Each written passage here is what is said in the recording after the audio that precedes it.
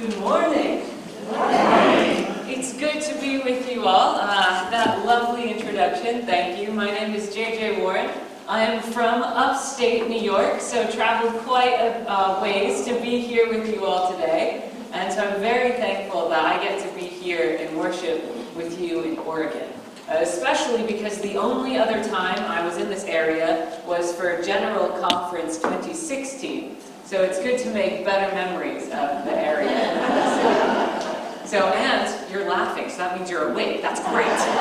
So this summer I have the amazing opportunity to travel around to over 30 different communities around the country and world. And I get to meet with different United Methodists and beyond United Methodists and see the good work that people are doing around our connection.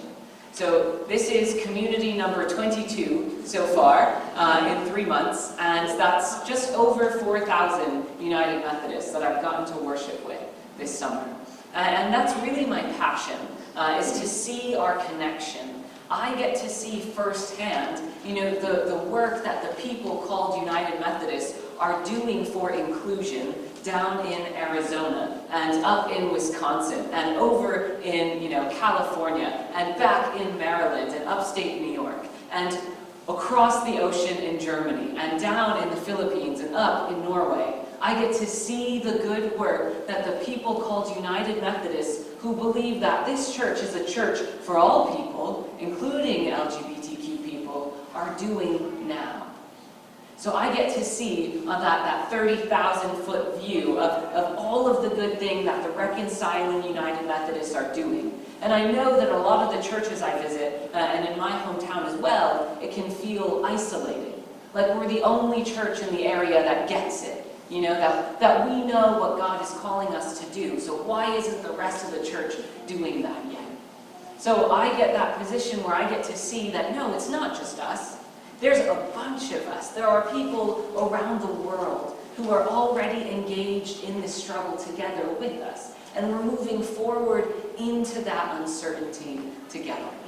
So before we begin, I hate to preach and run, so I want to be held accountable by you, and I want to hold you accountable as well. So what I've learned, I'm a better millennial these days, I'm using technology. So if you have a cell phone, yes, cell phones in worship, I know, taboo.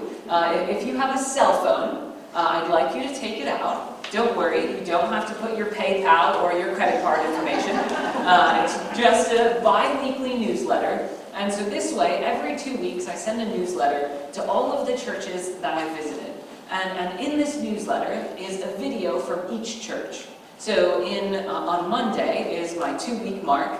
The other churches around the world that I visited will see and hear from you all. I take a video of folks from the churches that I visit. And I say, what are some of the great things that you're doing here in Hillsboro to change our church? And so people around the world will see the good work that you're doing here in Hillsboro. And you'll get to see what they're doing up in Wisconsin and in Maryland and everywhere else. So if you'd like to be part of that, I'd like you to take out your phone and you can text the number 66866. 66866. It's not 3 6s, don't worry. So 66866 is the number that you're going to text, and then the message you're going to send is forward. F-O-R-W-A-R-D. So that's 66866, and then the text message you send, that number is forward. F-O-R-W-A-R-D. And then it'll ask you for your email, and that's how we keep accountable to each other and to the other Methodists around the world who are working for inclusion. And if you didn't get it, write down, that's okay. I'm sure your neighbors can help you later as well. I got it, so I'll share with you. Thank you. So, now that that's out of the way, you're part of the community now. Welcome, and thank you for welcoming me. So General Conference, which is probably the reason I'm here. How many of you know what General Conference is? Okay, some people, good. You're a good church, you must have good people leading it. And so General Conference, right, is our global body. We are a global church. And when the church of the world, the United Methodists, come together every 4 years, It's in an effort to make decisions for the body. And so this past February, as many of you know, our church came together from around the world, just over 800 delegates from all over the world, to finally decide, we hope, that we would include LGBTQ people. And obviously it didn't go so well. But let me take you to that moment in time. So journey back with me. So we were sitting there. I was a reserve delegate from Upper New York. And reserve means that I didn't get to go onto the floor unless someone came out. And I like that wording. Someone had to come out for me to go in. And so, thank you for staying awake. Great. So I was sitting up in the cheap seats with everybody else, in the nosebleeds. It's a big stadium. It's a football stadium. And later it would have monster trucks. And so I'm sitting up in these nosebleed seats, watching everything happening, and the pain unfolding, and seeing our church slowly, what it seems like, rip itself apart. And things weren't going well. It was very clear that our church is almost equally divided. And so, one of the more conservative members of my delegation, he thought to himself, you know what, the church is ending anyway, and it's falling apart, so he sent me a text message. If the simple plan comes up, which was the plan that removed all harmful language from the book, he said, if the simple plan comes up for conversation again, I'll text you, and you can run down and come onto the floor and sit here, because it's falling apart, so nothing really matters anyway. You can have my seat. So, okay. I didn't get my hopes up, so I'm sitting there in the cheap seats, and I get this text message that says, right, it's Monday, and the conference ends on Tuesday. And it was the afternoon, so it seemed like everything was ending. And I get this text message that says, the simple plan's coming up. Run downstairs, and you can have my seat. So I sprinted downstairs. There were these 2 giant escalators, and these security guards, like bouncers. And so I had to run downstairs, and I had to change my credentials, which is actually pretty difficult. And somehow there were people that did it incorrectly and voted who weren't supposed to. But don't worry, we did it the right way. So I ran down. This is all within 5 minutes. So I got this text message. I ran downstairs, switched my credentials, ran onto the floor where 800 other people from around the world were sitting, sat in my seat, pressed my button to speak, having no idea at all what I would say, because I wasn't supposed to be on the floor. And then I was called on to speak. And my biggest fear when I go to a church, I have nightmares the night before, that I haven't prepared my sermon. So being unprepared is my biggest fear, and I was called to face it right at that moment.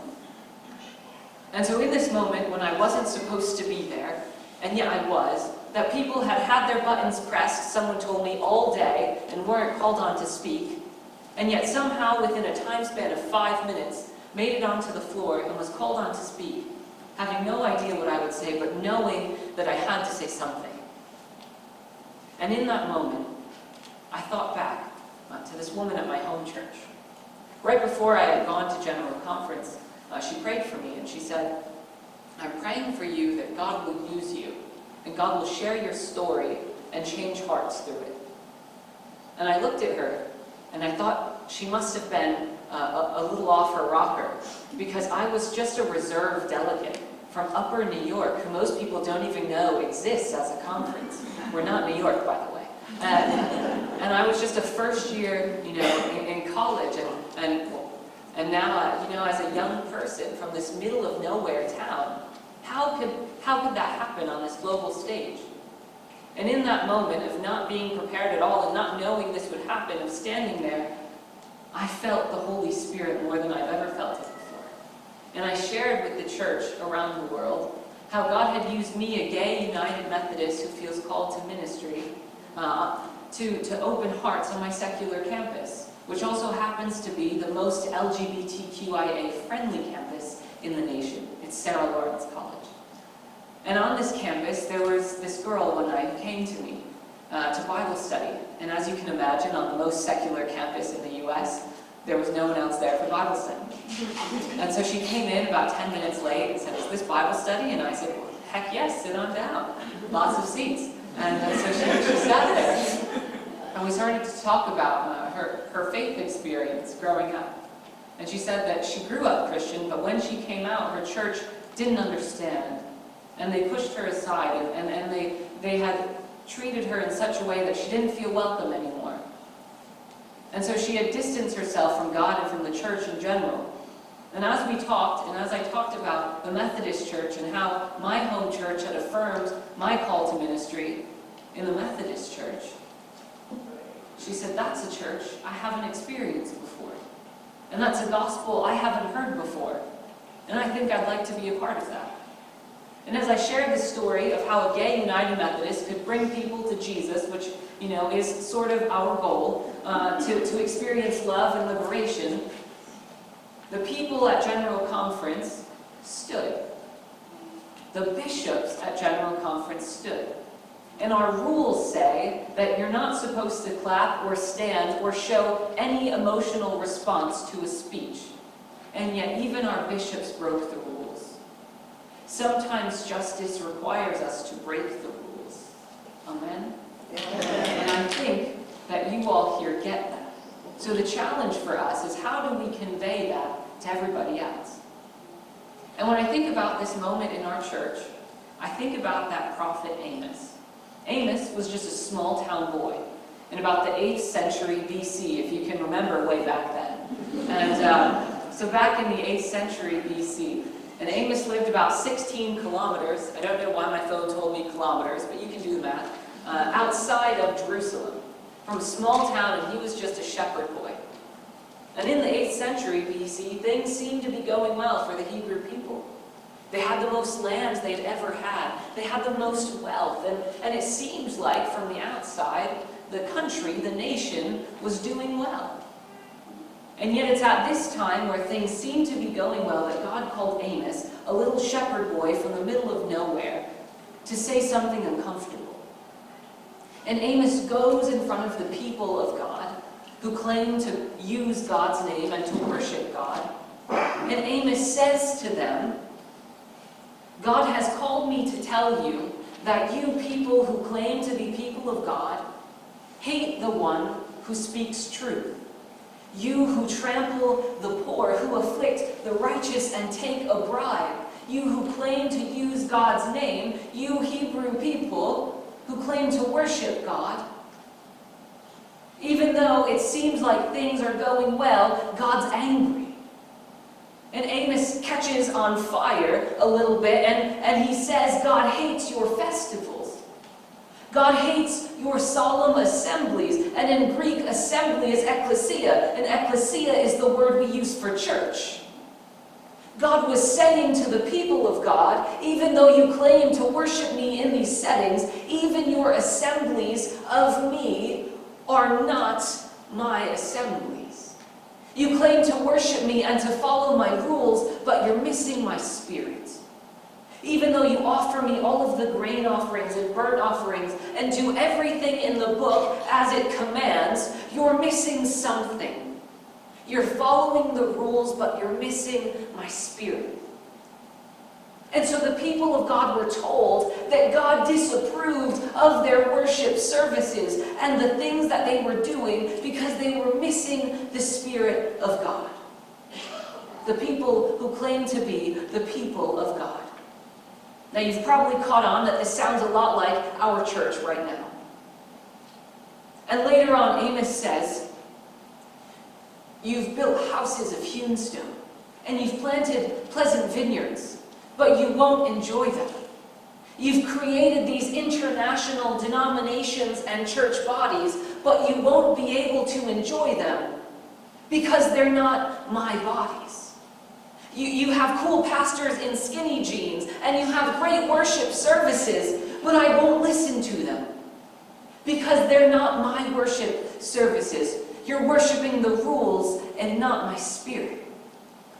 And so Amos said this to the people of God. Amos could have gone away. Amos could have said, something's not right here.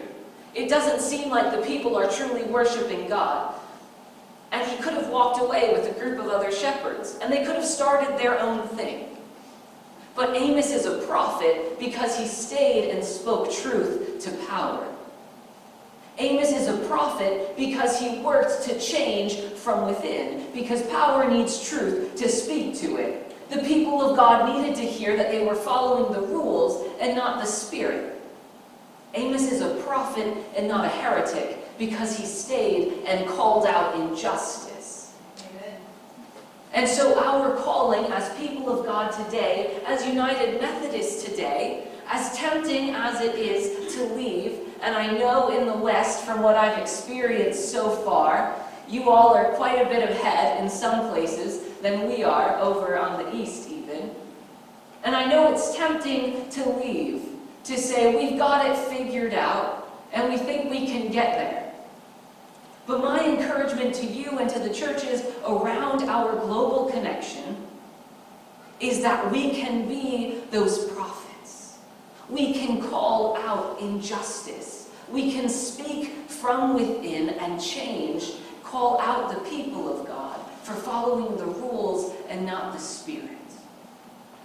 We're in the midst of an identity crisis. And it's this identity crisis that really isn't about LGBTQ people.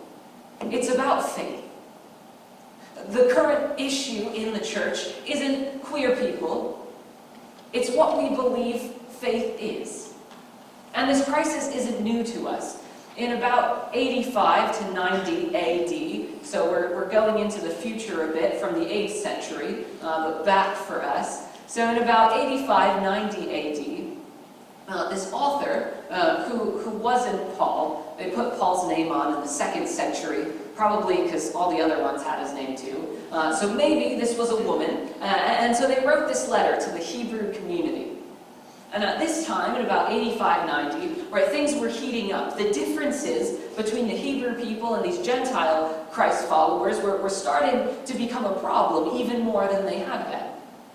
And the Hebrew people were wondering, do these Gentiles have to do all of the things that we have to do to follow Jesus? Do they have to do all of the laws in our old book to be a Christ follower? And they were really questioning what their faith was about. What was faith? What would these new Gentiles do to be part of this group? To have the faith that they claimed? And so in the midst of this identity crisis, where they're debating the rules and who gets to be in and who gets to be out, the author writes to them in Hebrews chapter 11, "Now faith is the assurance of things hoped for, a conviction of things not seen." Faith is the assurance of things hoped for, a conviction of things which we do not yet see. The author didn't say anything about rules or laws or church structures. The author simply said that faith is a deep belief in the things that we hope for. A belief and a hope which convicts us to make thy kingdom the kingdom on earth, so that thy will be done on earth as in heaven. Our faith calls us in this time as United Methodists to be so convicted by that vision of the rainbow church which we all see. Our faith convicts us in this time in our church to be agents of change, to be prophets from within, to make thy kingdom the kingdom on earth. Our faith convicts us to make that heavenly reality a reality here today in the United Methodist Church, to make this church a home for all people, to make us safe spaces for all people. And so our faith is not that far off from Amos and from the Hebrew community. And this time is not that far off from their times. And so the calling is the same for us today as it was for them back then. Our calling is to be agents of change, prophets for the people, to make spaces for all people, to be the kingdom of God on earth as it is in heaven. Amen? Amen. And we are called to move into that kingdom, to be the realization of that kingdom together today. Would you join me in an attitude of prayer? Holy God, we come before you as your church, as your people. We gather in this beautiful space to worship you and your spirit of love and liberation and life. In the hard times, give us courage. Set us on fire to see thy kingdom come.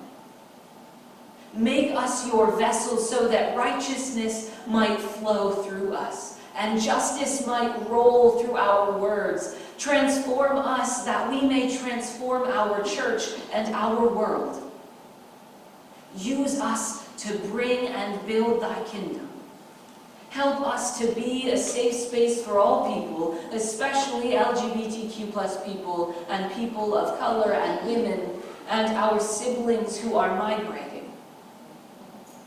Help us to be your church, to be your people who worship who you are and not what is written about you. Guide us, empower us, and embolden us to move forward into this uncertainty together. Feeling so on fire with your spirit that we couldn't help but catch the rest of the church on fire as well.